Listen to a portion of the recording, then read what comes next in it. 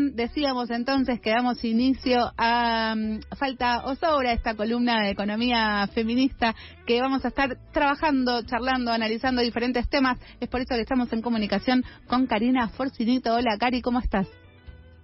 Hola, ¿qué tal? ¿Cómo les va? ¿Cómo estás, Natacha? ¿Cómo está la audiencia? Bien, muy contenta de escucharte. Un día difícil, ¿no? Un día muy importante. Sí, recontra, estábamos hablando antes con Santiago Gándara sobre la marcha y los paros en realidad universitarios del lunes y martes. Hoy miércoles una nueva manifestación para defender a los y las jubiladas. En el medio se está intentando hacer un DNU para un nuevo acuerdo del FMI, así que es algo bastante complicado lo que está sucediendo hace bastante tiempo en nuestro país, pero bueno, hoy tenemos una columna que lo que nos estás planteando un poco tiene que ver con la inseguridad social y esta insalubridad pública como objetivo político de La Libertad Avanza. Sí, exactamente, sí, un poco la intención de apertura de nuestra columna en la radio, en la querida Radio La Tribu es...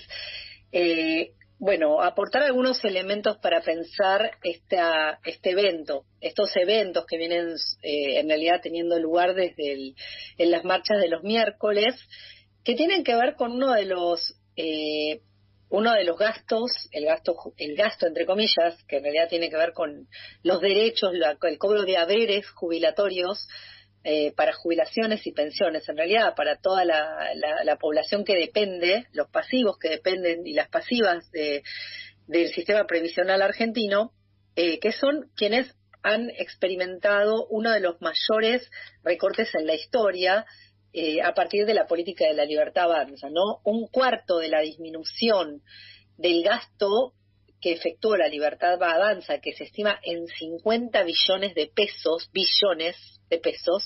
¿sí? Presupuesto nacional, responde a la caída en las jubilaciones y pensiones, ¿no? Otro cuarto responde en este primer año y pico de su gobierno a la paralización de la obra pública, y el resto a salarios, transferencias a provincias, etcétera. Pero claramente la disminución de las jubilaciones y pensiones es un pilar de la motosierra así le llama Milei a su política de ajuste por parte de este gobierno. Me parecía importante empezar por decir eso para que se entienda la importancia que va teniendo la protesta de los jueves, los reclamos, en un contexto en el cual además, increíblemente, después de un ajuste tan importante, se está planteando en el Congreso la toma de nueva deuda para, claramente, en un contexto en el cual no se necesita para pagar los intereses que vencen en este año ni los que vencen el año próximo, que este año son mínimos en 2025 y en 2026 son 3.000 y pico de millones de dólares, que es muy poco dinero, digamos, para el país por la reestructuración de la deuda que realizó el ex ministro Guzmán. Uh-huh. Para 2027 el pago de intereses y capitales es de 6.000 millones previstos, y para 2028 de 8.200 millones de dólares. Es decir, que no se justifica tomar 16.000 millones de deuda nueva en un contexto en el cual ya se hizo el ajuste, decir que claramente esto es una maniobra que no está justificada en la necesidad y en la urgencia, que es lo que el gobierno argumenta. Así que esto le da a la jornada de hoy una densidad y una importancia mayor aún, ¿no? Porque se está intentando hacer pasar este préstamo del Fondo Monetario Internacional un poco como un cheque en blanco, sin aval y sin que el Congreso tenga la participación que debe tener por la vía constitucional. Sí. Quería empezar diciendo esto y después describir un poco en qué consiste esto de por qué hablamos de inseguridad social e insalubridad pública. Porque en el caso de esta población de jubiladas, jubilados, pensionadas, pensionades, es particularmente grave debido a su situación de vulnerabilidad, en parte por el ciclo de vida, en parte por las políticas previas, pero que se ha agudizado de una manera muy grave a partir no solo de la reducción del nivel de las jubilaciones, que ahora voy a explicar un poquito en qué consistió esta política esta política del gobierno de la libertad avanza intencional, planificada, no es que es un efecto no deseado de la política, sino que es intencional. Ahora voy a explicar bien por qué. Y luego, lo mismo en materia del desmantelamiento de la salud pública como una política complementaria que oficia como las dos hojas de una tijera, ¿no? La reducción de las jubilaciones y pensiones y el desmantelamiento del sistema de salud pública ofician como las dos hojas de una tijera que que apunta a dañar, a cortarle la cabeza a jubilados y jubiladas que están intentando defender sus derechos todos los miércoles en la plaza.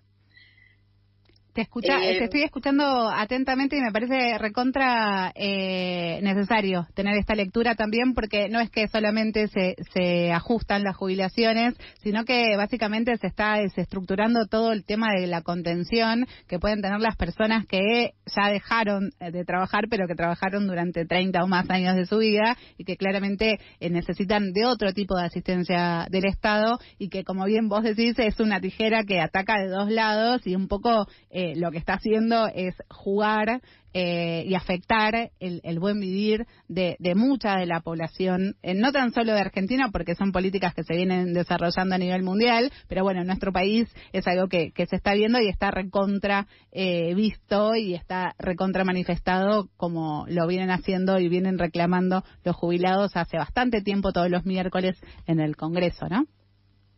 Absolutamente, sí, es así, Natacha. Bueno, por eso es importante tener algunos datos presentes. Yo no quiero abrumar, porque a veces esto en la radio confunde o abruma, pero bueno, se trata de, en el año 2024, de 7,2 millones, más de 7.200.000 personas, de las cuales 5,6 millones son jubilaciones y 1,7 millones son pensiones. El sistema integrado previsional argentino básicamente está compuesto, es un sistema combinado, ¿no? Que aglutina todos los distintos regímenes que existen en lo que es el SIPA, el Sistema Integrado Previsional Argentino, nacional, administrado por la ANSES, pero también existen 13 provincias con sistemas previsionales propios, que tienen esquemas previsionales con normativa propia, como por ejemplo el de las Fuerzas Armadas y de Seguridad. Okay. Dentro del sistema integral existe, además del general, regímenes especiales, que son el de docentes universitarios, no universitarios, trabajadores de luz y fuerza, investigadores científicos, empleados del Poder Judicial, personal del Servicio Exterior y trabajadores de yacimientos carboníferos fiscales de Río Turbio, que son los regímenes especiales que existen. Okay. Todos estos sistemas, de todas maneras, se ven afectados, por supuesto que algunos más que otros, pero en general se ven afectados por los cambios normativos que están detrás de las políticas de previsión social. Acá hay dos hitos importantes. Antes de la llegada de la Libertad Avanza al poder, existió en el gobierno del Frente de Todos una ley muy importante, que es la 27609 de 2021, que modificó, no sé si recordarán, los índices de movilidad previsional a fin de practicar la actualización trimestral de las remuneraciones, que lo que hizo fue combinar el incremento de la recaudación del ANSES con un índice relacionado con la evolución de las remuneraciones de los activos. Activos son las personas que trabajan. Y a partir de este nuevo índice con el que actualizaba los haberes previsionales, se produjo ya en aquel momento una caída significativa y un atraso en el nivel de las prestaciones. Cuando Milei llega con el DNU 274 del 24, el 22 de marzo del 24, decide anular la ley esta y reemplazar el coeficiente de actualización por otro en forma mensual, asociado al nivel general de precios al consumidor, ¿no?, que publica el INDEC. Sin embargo, y esto lo explica muy bien Horacio Robelli, un economista especializado en temas presupuestarios, macroeconómicos, en su nota del 16 de marzo en El cohete a la luna, él dice, pero no se ajustó por la inflación de 20,6% de enero, de 13,2% de febrero, del 11,01 de marzo de 2024, sino que se ajustó desde junio de 2024 recién con el IPC de abril de ese año, mes en el que la inflación fue muy baja. Claro, se comieron los meses de la inflación más alta y eso hizo que claramente la actualización no corresponda con el nivel de inflación o los datos de inflación que había durante el año. Exactamente. Habiendo modificado la ley en marzo, recién aplicó la indexación, saltándose los meses de mayor inflación. ¿Se acuerdan que cuando Milei asume en en diciembre de 2024 impulsa una maxi devaluación que tiene un efecto inflacionario muy fuerte en el verano? Bueno, se come todo ese aumento y pasa a aumentar el haber jubilatorio recién a partir de abril, cuando el IPC ya estaba más bajo, la variación del índice de precios al consumidor era menor. Por eso el haber jubilatorio a marzo de 2025, es decir, ahora, este momento, es un 28% menor que el que hubiese correspondido con la ley del Frente de Todos, que también era una ley confiscatoria. ¿Se entiende lo que digo? Sí, perfectamente. Es decir que, por supuesto que eso impacta de manera diferencial entre los distintos tipos de haberes, y mayor es el ajuste para los que perciben el haber mínimo. Es decir, el 65% del total de las asignaciones previsionales en marzo de este año, es decir, en este mes, percibió un haber de 279.000 pesos con 122, que efectivamente no alcanza absolutamente para nada si consideramos el costo de vida de los jubilados, ¿no? Y jubiladas, que según la Defensoría de la Tercera Edad del país, el costo de vida de una canasta de un jubilado o jubilada está asociado alrededor de tiene un monto de alrededor de 1.300.000 pesos, considerando el pago de un alquiler, que el INDEC no lo considera en el cálculo de la canasta. Por eso, este monto es realmente obsceno desde el punto de vista de los derechos humanos, y si hubiese mantenido la ley previa, ese monto tampoco hubiese sido significativo, se hubiese ubicado en 356.000 pesos. Es decir que estamos hablando en cualquier caso de montos que condenan a una situación de pobreza y exclusión a la mayor parte de las personas pasivas, en situación de pasividad laboral. Ahí queda sumamente claro el tema del concepto de inseguridad social, ¿no? Esta primer pata de la tijera. Ahora, la parte de insalubridad pública claramente está relacionada con esto que estás diciendo. ¿Hay algo ahí para destacar de la otra pata? Sí. Yo quiero destacar acá qué pasó en paralelo con estas personas, los pasivas de nuestro país, están siendo además amenazadas por la otra hoja de la tijera, que es lo que ocurre con la política hacia el sector salud que están llevando a cabo Sturzenegger, Milei y compañía desde el gobierno nacional. Hay que pensar en lo siguiente: el sector salud en Argentina, que tiene 150 años de desarrollo, ¿no? Cubre el 13% de la población, y otro subsector alcanza el 40% de la población a través de las obras sociales, ¿sí? Más del 40% de los argentinos argentinas solo cuentan con la atención del sector público en materia de salud.